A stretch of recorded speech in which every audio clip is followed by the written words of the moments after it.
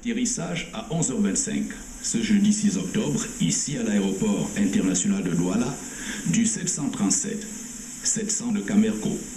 À bord de ce vol spécial, le président de la République, candidat du RDPC à l'élection présidentielle du 9 octobre 2011, Paul Biya, et la première dame du Cameroun, Chantal Biya.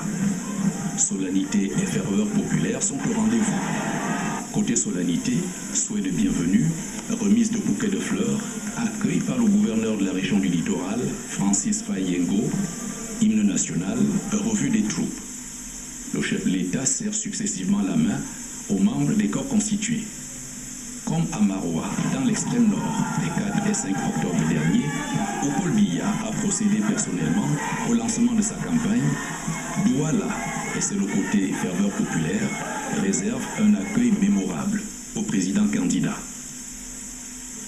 Au sortir de cette communion exceptionnelle, le cortège parcourt la ville sous les ovations de la foule et observe une escale à la résidence présidentielle du quartier Bonanjo. À 12h25, sortie du couple présidentiel de la résidence. Destination, la place de l'UDEAC.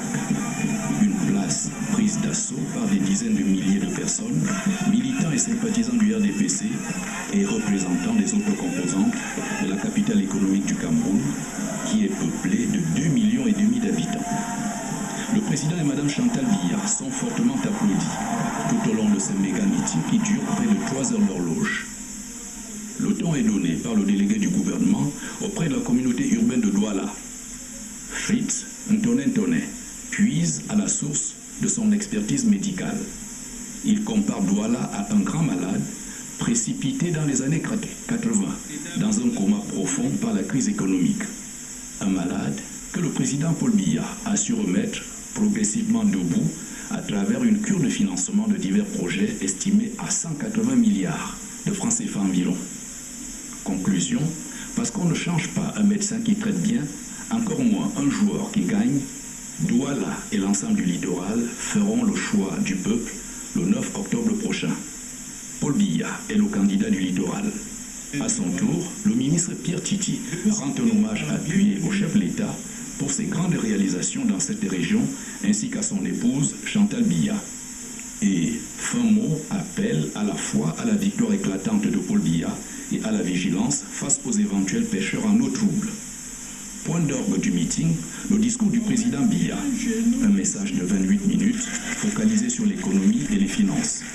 Discours programme sur la croissance et l'emploi au cours des 7 prochaines années. À l'échelle nationale, annonce des programmes spéciaux qui vont générer des centaines de milliers d'emplois. Au niveau régional, je cite, Douala doit devenir le port de référence du golfe de Guinée. Dernier temps fort du meeting, la remise des cadeaux. Dont la signification porte sur l'attachement du littoral au chef de l'État et à son épouse. Sous les ovations de l'immense foule qui aura bravé la pluie, le cortège présidentiel quitte la place de l'UDEAC à 15h08. Après une nouvelle escale à la résidence, le couple présidentiel retrouve ses invités à la maison du parti à Bonanjo. Joie et assurance en la victoire sont au rendez-vous à 3 jours de l'élection présidentielle. Au sortir de la permanence du parti et prenant de court le protocole, Paul Biya descend de son véhicule. Au milieu de son peuple, avec son peuple, le président marche vers le nouveau rendez-vous avec son destin.